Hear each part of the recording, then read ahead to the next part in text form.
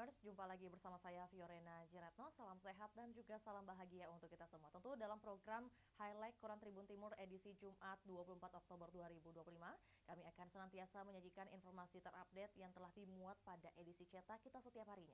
Dan tentu beberapa headline, halaman, dan juga rubrik akan kita ulas lebih lanjut pada tayangan ini. Bagi Tribuners yang hendak berlangganan bersama kami dapat menghubungi kami di nomor 0411 811 5500 atau menghubungi kami via hotline Tribun Family Card di nomor 081 1413 5555. Langsung saja di halaman utama kita Tribuners hadir informasi yang juga menemani kita di siang hari ini, yakni KBPII dari Sulawesi Selatan yang dirikan SMA Insan Cendekia satu-satunya di Indonesia. Kemudian dilanjut dengan headline utama kita, Unhas yang mencari pengganti Bahlil. Kemudian ada juga kisah Haricung selaku kiper legenda Juku Eja era Ramang. Ditutup dengan Prof JJ yakin menang Pilrek. Informasi pertama yang akan kita ulas lebih lanjut yakni keluarga besar pelajar Islam Indonesia. Hadirkan Ketua MPR RI di Makassar. Keluarga besar dan pengurus wilayah pelajar Islam Indonesia atau yang disingkat dengan KBPII se-Indonesia Timur menggelar silaturahmi kebangsaan dan temu tokoh di Hotel Unhas, Kampus Unhas Tamalan Rea di Kota Makassar pada Sabtu 25 Oktober 2025 nanti. Acara ini menghadirkan Ketua MPR RI Ahmad Muzani sebagai pembicara utama. Rektor Unhas Profesor Dr. Insinyur Jamaluddin Jompa akan menyampaikan sambutan selamat datang. Tentu Ketua Umum PWKB PII Sulawesi Selatan Saiful Kasim SE, akuntan MMCA, didampingi pengurus KBPII Sulsel Dr. Adi Suryadi Cula MA di redaksi Tribun Timur Makassar Kamis petang. Nah, tentu ia mengatakan kegiatan ini merupakan bagian dari tindak lanjut hasil Muktamar KBPII di Jakarta, sekaligus momentum memperkuat gerakan amar usaha di bidang pendidikan dan ekonomi. Menurutnya, ujar Saiful Kasim SE angkutan MMCA, selama 1 dekade terakhir Sulawesi Selatan menjadi pionir dalam pengembangan amal usaha pendidikan di lingkungan PII, termasuk mendirikan SMA Insan Cendekia Syekh Yusuf di Patalasang, Goa, sebagai satu-satunya amal usaha pendidikan PII di Indonesia. Selain forum dialog dan temu tokoh, kegiatan ini juga akan menjadi ajang deklarasi Gerakan Pelajar Gemar Menabung yang dicetuskan langsung di Sulawesi Selatan. Nah, acara ini akan diikuti pengurus PII dari berbagai provinsi di kawasan Timur Indonesia, termasuk Papua, Maluku, Nusa Tenggara, dan Sulawesi.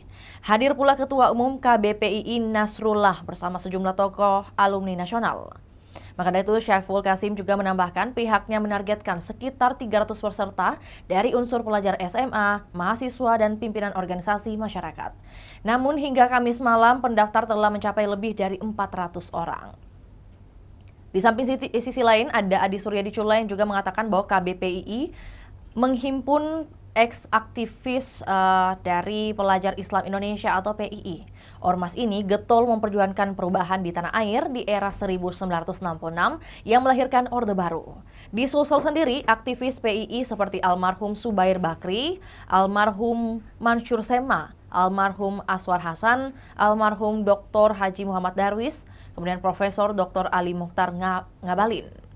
Dan Sulsel tentu menjadi kaderisasi PII. Hal itu dibuktikan dengan hadirnya dua putra Sulsel menjadi Ketua Umum Pimpinan Pusat KBPII, Rias Rashid dan Tanri Abeng MBA. Hingga kini sudah ada 5 Ketua Umum Pimpinan Pusat KBPII, ada ZA Maulani, Rias Rashid, Tanri Abeng, Sutrisno Bahir, dan juga Nasrullah. Nah, kepeloporan PII Sulsel juga ditandai dengan hadirnya SMA Insan Cendekia Syekh Yusuf, SMA Insan Cendekia Syekh Yusuf yang dibawa naungan Yayasan LP2KB PII. Ini tepatnya beralamat di Dusun Bontolebang, Desa Patalasang, Kecamatan Patalasang, Kabupaten Goa, Sulawesi Selatan.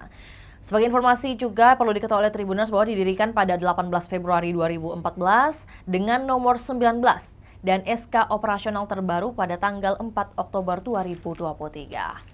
Masih di halaman utama kita lanjut dengan headline Unhas yang mencari pengganti Bahlil.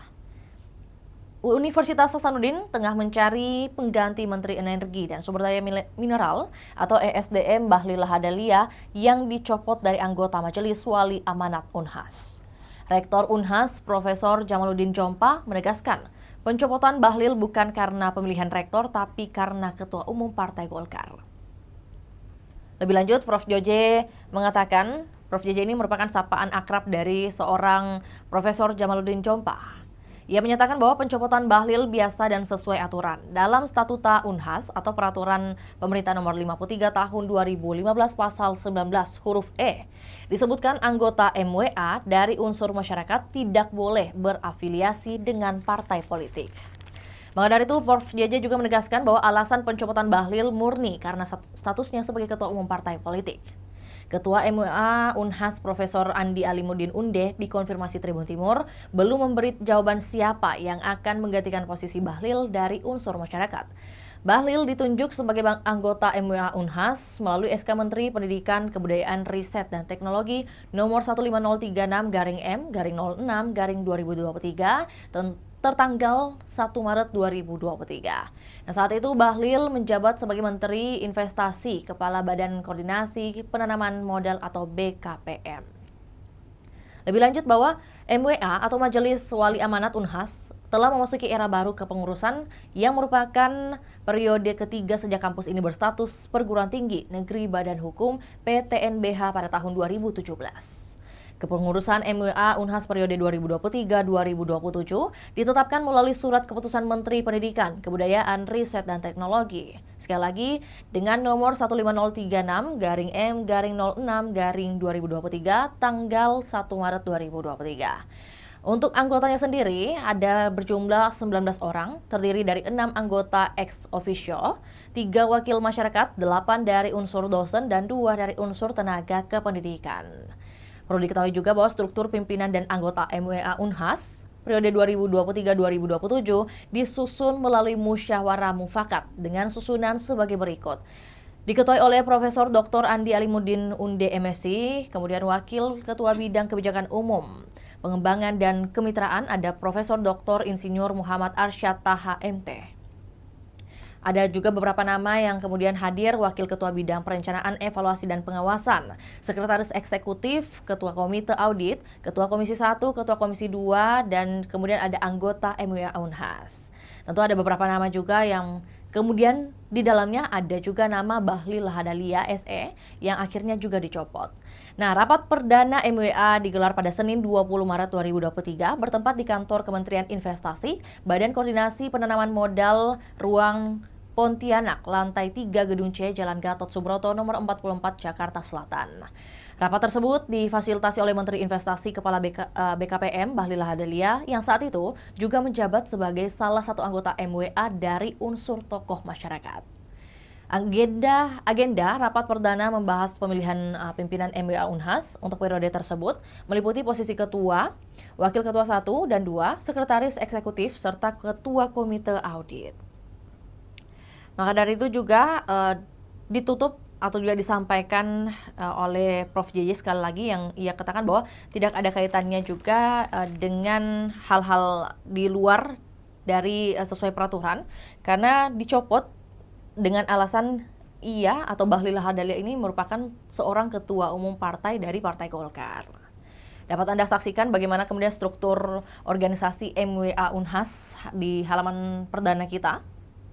Sambil menyaksikan di layar kaca Anda saat ini Tribuners, kami akan ulas juga lebih lanjut seorang Hari Chung, di mana ia mengisahkan bagaimana kemudian perjalanan atau juga pengalaman beliau sebagai kiper Juku Eja di era Ramang. Suara berat dengan logat kental Makassar terdengar jelas di layar dari Jakarta Rabu 22 Oktober 2025 sore. Hari Chong atau yang dikenal dengan nama Tionghoanya Oi Sik Chong tersenyum lebar saat menyapa tim Tribun Timur dalam sesi wawancara virtual. Dari balik layar, Hari menuturkan kisah masa mudanya dengan penuh semangat. Di usia 20 tahun, ia sudah mempersembahkan trofi juara PSSI 1957 untuk PSM Makassar bersama sang ikon besar Andi Ramang, yakni pada tahun 1924-1987 untuk masa hidup Andi Ramang. Kini di usia 87 tahun, Hari Chong tentu masih mengikuti perkembangan PSM dan ia menjadi saksi hidup perjalanan panjang Juku Eja dari juara Perserikatan hingga juara Liga 1. Hari Chong bukan hanya mantan kiper, ia bagian dari sejarah panjang sepak bola Makassar. Dialah saksi kerasnya karakter Juku Eja, dari sepakan kaki kiri Andi Ramang, gocekan Suardi Arlan, hingga umpan matang Nur Salam.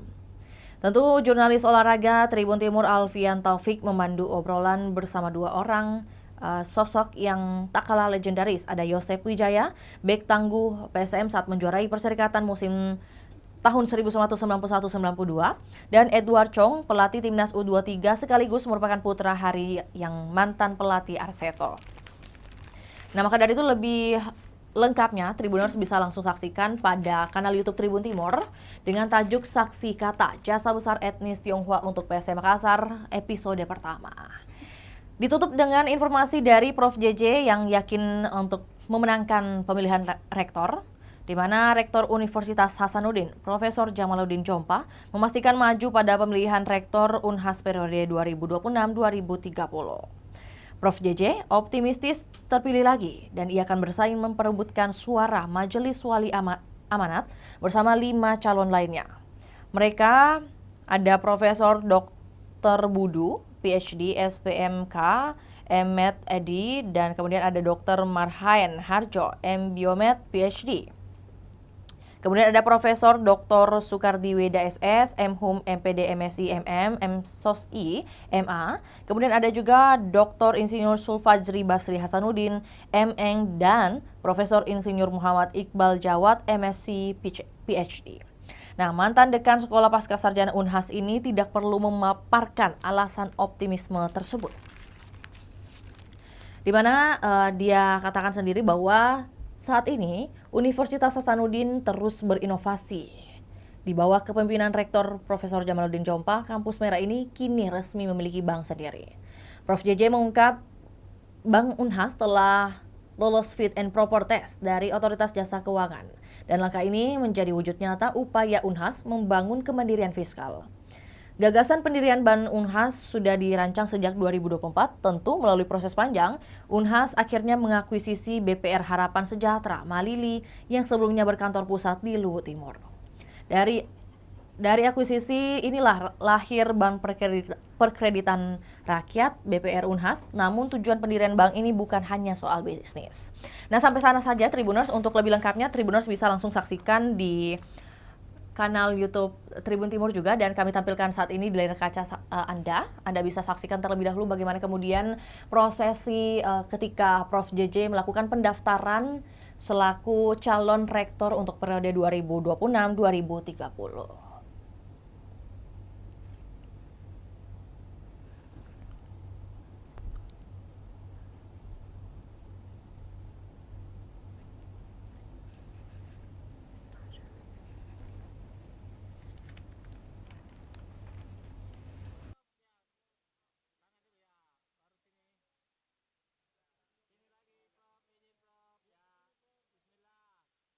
Mendaftarkan diri kembali sebagai calon rektor Universitas Hasanuddin periode 2026 hingga 2030. Ia menjadi pendaftar pertama sejak dibukanya registrasi. Usai mendaftar, Guru Besar Fakultas Ilmu Kelautan dan Perikanan itu menggelar konferensi pers. Ia menilai capaian yang diperoleh Unhas selama kepemimpinannya harus terus dilanjutkan. Saya memutuskan untuk melanjutkan kepemimpinan ini. Capaian Unhas kita bisa akselerasi, kata Profesor JJ. Ia mencontohkan keberhasilan Unhas saat menjadi juara umum PIMNAS ke-37 tahun 2024 dengan 19 medali. Kenapa kita menang PIMNAS? Karena semangatnya paling hebat. Kita kalahkan mereka secara profesional. Kita beralih ke halaman selanjutnya, yakni pada halaman 3 edisi hari ini, ada informasi dari rubrik Gebrakan Sang Pemimpin 2025, seperti parpol Sulsel yang kocok ulang ketua, kemudian Apidani jadi primadona.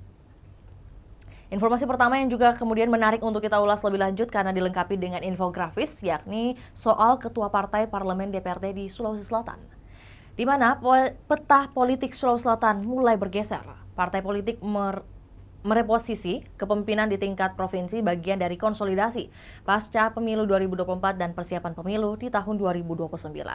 Ada Partai Amanat Nasional, Partai Keadilan Sejahtera, Partai Hanura, Partai Solidaritas Indonesia kini memiliki ketua baru.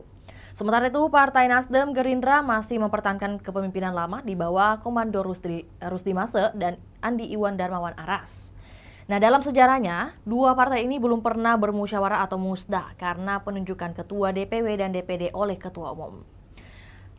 Partai Kebangkitan Bangsa atau PKB dan Partai Demokrat dijadwalkan menggelar musda dan muswil dalam waktu dekat ini. Maka dari itu, Partai Golkar dan Partai Demokrasi Indonesia Perjuangan atau PDIP juga segera memilih ketua baru akhir tahun ini. Tentu ada beberapa nama, di mana calon ketua menggeliat dari Golkar ada Adnan Purikna Ihsan, Munafri Arifuddin, dan Andi Ina Kartikasari, juga M. Taufan Pawe. Nah, ini menjadi tahun konsolidasi dari Partai Golkar, jadi kami akan berusaha menyelesaikan musda di berbagai daerah, kata Wakil Ketua Umum Golkar Idrus Marham beberapa waktu lalu. Sementara dari Partai PDIP, Sulsel yang mempunyai 7 calon ketua yang telah mengikuti uji kelayakan dan kepatutan atau fit and proper test di DPP PDIP. 2 diantaranya undangan khusus dari DPP, yakni Wali Kota Makassar 2 periode, yakni Muhammad Ramdan atau Dani Pomanto, dan Ketua DPC PDIP Lu Andi Admiral Kadiraja. Sementara 5 lainnya merupakan pengurus inti PDIP Sulsel. Maka dari itu, Wakil Ketua PDIP Sulsel, Andi Ansari Mangkona, ia menyatakan dinamika politik dan hasil pemilu menjadi bahan penting untuk memperkuat strategi partai ke depan. Pada pemilu 2024 lalu, Nasdem di bawah Komando Rusdi Mase keluar sebagai pemenang di Sulsel dengan raihan 17 kursi DPRD Provinsi. Di mana dari total 85 kursi di DPRD Sulsel, Nasdem menguasai sekira 20% dengan basis suara terkuat di daerah Sidrap, Pindrang, dan Enrekang. Sebaliknya, Golkar yang dipimpin Taufan Pawe untuk pertama kalinya turun dari posisi puncak. Partai berlambang pohon beringin itu meraih 14 kursi dengan kantong suara utama di Dapil 6 dan wilayah Toraja Raya. Gerindra sendiri di bawah Andi Iwan Darmawan Aras menempati posisi ketiga dengan 13 kursi, didominasi oleh suara dari kawasan Bosowa, Bone, Sopeng, dan Wajo. PKB dan P3 turut mencatatkan peningkatan signifikan, di mana masing-masing 8 kursi menggusur posisi Demokrat dan PKS dari 5 besar perolehan suara. Nah, tantangan terbesar menanti Husnia untuk mengembalikan kejayaan PAN yang dulu langganan kursi pimpinan DPRD Sulsel, namun merosot dalam 2 pemilu terakhir. Sementara itu PKS menetapkan Anwar Farouk sebagai Ketua DPW menggantikan Amri Arsyid. Hanura juga melakukan penyegaran dengan penunjukan Mayor Jenderal Purnawirawan Andi Muhammad Bausawa Mapanyuki menggantikan Kolonel Amsal Sampetondok. Nah, di sisi lain tentu ada sub-headline selaras dengan headline utama pada rubrik ini adalah Api dan Dani yang menjadi primadona. 2 nama yang muncul sebagai penantang baru di kancah politik Sulawesi Selatan, yakni Wali Kota Makassar Munafri Arifuddin menantang petahana M. Taufan Pawe di musda Partai Golkar Sulsel. Sementara itu di PDIP ada nama Muhammad Ramdan Dani Pomanto yang mulai menguat sebagai figur potensial. Api kini menjadi sosok paling diperhitungkan di internal Golkar. Pada Juli 2024, ia sudah mengantongi dukungan dari 17 ketua DPD 2 se-Sulawesi Selatan. Taufan Pawe yang kini berstatus anggota DPR RI memiliki pengalaman 10 tahun sebagai kepala daerah di Kota Parepare sebelum memimpin Golkar Sulsel. Nah, selain Api, sejumlah nama lain juga disebut-sebut memiliki peluang di Golkar Sulsel, yakni ada Adnan Purikna Ihsan, merupakan ex-Bupati Goa, Ilham Arif Sirajuddin, mantan Wali Kota Makassar, dan Andi Ina Kartikasari, Bupati Baru. Sementara di PDI Perjuangan, Dani Pomanto, mantan Wali Kota Makassar periode 2014-2019, 2021-2025 menjadi figur mulai menonjol. Ia disebut memiliki basis dukungan kuat di akar rumput dan hubungan baik dengan struktur partai. Tidak henti sampai sana, kita berlanjut lagi pada headline berikutnya ada Bupati Selayar yang dorong Takabonerate jadi kabupaten. Bupati Kepulauan Selayar Muhammad Nasir Ali mendukung pemekaran wilayah Takabonerate menjadi kabupaten baru. Ia menilai pembentukan daerah otonomi baru Takabonerate akan mempercepat pemerataan pembangunan dan meningkatkan kesejahteraan masyarakat kepulauan. Di mana menurutnya karakteristik geografi yang menantang karena jaraknya yang jauh dari ibu kota kabupaten Dan ia menilai pemekaran menjadi solusi mempercepat pelayanan publik, terutama di bidang kesehatan, pendidikan, dan juga ekonomi masyarakat. Tentu wacana pemekaran Kabupaten Kepulauan Selayar memang kembali mencuat. Salah satu wilayah yang tengah disiapkan menjadi DOB adalah Takabonerate yang direncanakan memisahkan diri dari Kabupaten Induk. Legislator DPD RI Dapil Sulsel Andi Waris Halid mengungkapkan telah menerima aspirasi dari panitia DOB Takabonerate saat berkunjung ke Selayar. Ia menyebut wacana itu mendapat dukungan penuh tidak hanya dari Bupati Natsir Ali, tetapi juga dari Ketua DPRD Selayar, Mapa Tunro. Dan menurutnya dukungan pemerintah daerah menjadi kunci agar usulan pemekaran bisa diproses oleh pemerintah pusat. Dari halaman 3 kita beranjak ke halaman terakhir yang juga penting dan yang menjadi halaman terakhir yang akan kita ulas, yakni pada halaman 9 rubrik Tribun Makassar hadir beberapa informasi seperti pemerintah kota yang kaji ulang proyek sampah jadi listrik, kemudian Banjarmasin lirik inovasi iuran sampah Makassar, ditutup dengan Sekolah Rakyat Penyelamat Mimpi Syakir. Informasi pertama pada halaman 9 hari ini adalah pemerintah kota Makassar akan meninjau ulang kontrak kerjasama proyek pengelolaan sampah berbasis energi listrik dengan PT Sus Environment. Langkah ini diambil menyusul terbitnya Peraturan Presiden Nomor 109 Tahun 2025 tentang penanganan sampah perkotaan melalui pengolahan sampah menjadi energi terbarukan berbasis teknologi ramah lingkungan. Dan regulasi tersebut menggantikan Perpres Nomor 35 Tahun 2018 tentang percepatan pembangunan instalasi pengolahan sampah menjadi energi listrik berbasis teknologi ramah lingkungan. Oleh Kepala Dinas Lingkungan Hidup Kota Makassar, Helmi Budiman mengatakan Perpres tersebut menjelaskan tentang tahapan baru dalam pelaksanaan PSEL di Indonesia.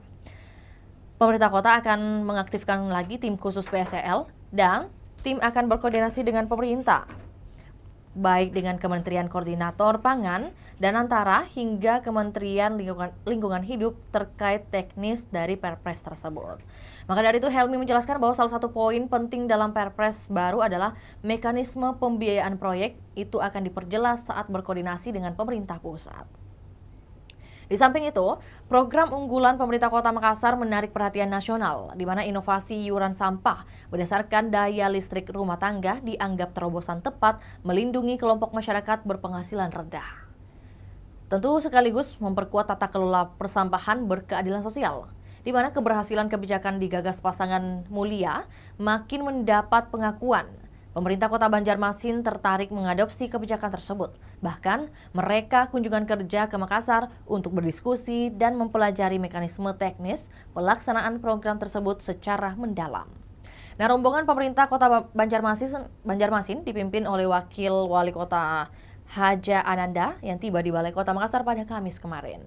Mereka diterima langsung oleh Wali Kota Makassar Munafri Arifuddin didampingi Kepala Dinas Lingkungan Hidup Kota Makassar Helmi Budiman. Haja Ananda mengatakan bahwa program ini menarik karena selain berpihak kepada masyarakat yang tidak mampu, Makassar tetap mampu menjaga keberlanjutan operasional persampahan dengan kebijakan pro rakyat. Maka dari itu pemerintah Kota Banjarmasin saat ini hadapi tantangan serius pengelolaan sampah. Kondisi ini semakin berat sejak tempat pembuangan akhir Basiri di Kota Banjarmasin ditutup mendadak oleh Kementerian Lingkungan Hidup per tanggal 1 Februari 2025. Banjarmasin juga berhadapan dengan minimnya penerimaan iuran sampah. Dengan jumlah penduduk banyak, pendapatan retribusi sampah 1,2 miliar rupiah per tahun. Jumlah ini dinilai sangat kecil dan tidak mencukupi untuk membiayai operasional kebersihan kota. Di Makassar, penentuan tarif berdasarkan daya listrik pelanggan rumah tangga. Maka dari itu Haja Ananda mengaku terkesan dengan pendekatan kebijakan sosial yang diterapkan oleh pemerintah Kota Makassar. Terakhir, informasi mengenai Sekolah Rakyat Penyelamat Mimpi Syakir. Syakir atau juga Muhammad Syakir Putra Ramadana SR tak pernah menyangka hidupnya bisa berubah. Bungsu 7 bersaudara ini jadi satu dari 137 anak beruntung yang diterima di Sekolah Rakyat Menengah Pertama SRMP 23 Makassar. Sekolah Rakyat menyambung harapan Syakir yang hidup di keluarga prasejahtera. Sebelum mengenal sekolah rakyat, hidup Syakir penuh keterbatasan. Ia tinggal di rumah kecil di kawasan pinggiran Kota Makassar, Jalan Insinyur Sutami, Kecamatan Tamalan Raya. Ayahnya bekerja sebagai buruh harian lepas dengan pendapatan tidak menentu, sementara ibunya hanya seorang ibu rumah tangga. Di sekolah rakyat, hidupnya terjamin dari bangun hingga tidur kembali. Syakir bercerita, ia tak pernah lagi merasakan perut keroncongan karena menahan lapar. Dulu saat SD, ia menempuh perjalanan cukup jauh ke sekolah. Orang tuanya tak punya kendaraan, maka dari itu Syakir hanya dibekali uang jajan Rp5.000 per harinya. Berbeda kini, tak sepeser pun uang keluar untuk kebutuhan sekolah Syakir. Seragam sekolah hingga atribut pendukung seperti tas dan sepatu difasilitasi. Ia tentu ingin mengubah nasib keluarganya jadi lebih baik. Cita-cita mau jadi guru IPA. Ia katakan bahwa saya suka pelajaran yang ada eksperimennya, makanya saya mau atau bercita-cita menjadi guru IPA. Dan informasi tadi juga sekaligus menutup perjumpaan kita. Kita doakan bersama juga bahwa sekolah rakyat di Kota Makassar ataupun juga di kabupaten kota lainnya yang ada di Indonesia ini bisa terselenggara dengan baik, berjalan dengan baik, dan juga menyasar orang-orang yang membutuhkan seperti seorang Syakir ini yang juga bercita-cita untuk bagaimana kemudian mengubah hidup keluarganya. Akhir kata, saya Fiorina Jiretno mewakili tim yang bertugas pamit undur diri. Selamat siang dan sampai jumpa. Di setiap kilau cahaya listrik yang menyala, ada semangat para pahlawan yang hidup di dalamnya. Di momentum Hari Pahlawan ini, PLN terus melanjutkan perjuangan bukan dengan senjata, tapi dengan karya dan pengabdian untuk negeri. Dari kota hingga pelosok desa, PLN hadir menerangi setiap langkah bangsa, mewujudkan sistem kelistrikan yang merata dan berkeadilan. Berkat donasi yang disalurkan oleh pegawai PLN UIP Sulawesi, Ibu Risna, salah satu penerima manfaat program Light Up the Dream 2025, merasa sangat terbantu. Rumah yang ditempati satu keluarga dengan menumpang listrik ke tetangga telah menjadi masa lalu. Kini, ia dan 40 penerima manfaat lainnya berhak memiliki listrik sendiri dan dapat menjalani aktivitas sehari-hari dengan tenang dan nyaman. Berkat donasi yang disalurkan oleh pegawai PLN UIP Sulawesi, Ibu Risna, salah satu penerima manfaat program Light Up the Dream 2025, merasa sangat terbantu. Rumah yang ditempati satu keluarga dengan menumpang listrik ke tetangga telah menjadi masa lalu. Kini, ia dan 40 penerima manfaat lainnya berhak memiliki listrik sendiri dan dapat menjalani aktivitas sehari-hari dengan tenang dan nyaman. Di setiap kilau cahaya listrik yang menyala, ada semangat para pahlawan yang hidup di dalamnya. Di momentum Hari Pahlawan ini, PLN terus melanjutkan perjuangan bukan dengan senjata, tapi dengan karya dan pengabdian untuk negeri. Dari kota hingga pelosok desa, PLN hadir menerangi setiap langkah bangsa, mewujudkan sistem kelistrikan yang merata dan berkeadilan. Melalui program Inspiring Sri Kandi Women Support Women, Sri Kandi PLN UIP Sulawesi menghadirkan dukungan nyata bagi pelaku usaha mikro di Makassar, Poklasar, Madara Food, khususnya mereka yang berperan sebagai ibu sekaligus tulang punggung keluarga. Program ini menjadi wujud kepedulian PLN terhadap penguatan kapasitas UMK, sekaligus bagian dari komitmen sosial perusahaan dalam mendukung pemberdayaan perempuan. Di Hari Sumpah Pemuda, PLN tingkatkan keahlian pemuda-pemudi Kabupaten Konawe Utara melalui bantuan pelatihan dan sertifikasi Satpam. Sebanyak 40 peserta dibekali pengetahuan dasar dan keterampilan praktis sebagai satuan pengamanan profesional. Melalui program ini diharapkan peserta dapat menjadi tenaga satuan pengamanan yang kompeten, profesional, dan siap bersaing di dunia kerja. Di Hari Sumpah Pemuda, PLN tingkatkan keahlian pemuda-pemudi Kabupaten Konawe Utara melalui bantuan pelatihan dan sertifikasi Satpam. Sebanyak 40 peserta dibekali pengetahuan dasar dan keterampilan praktis sebagai satuan pengamanan profesional. Melalui program ini diharapkan peserta dapat menjadi tenaga satuan pengamanan yang kompeten, profesional, dan siap bersaing di dunia kerja.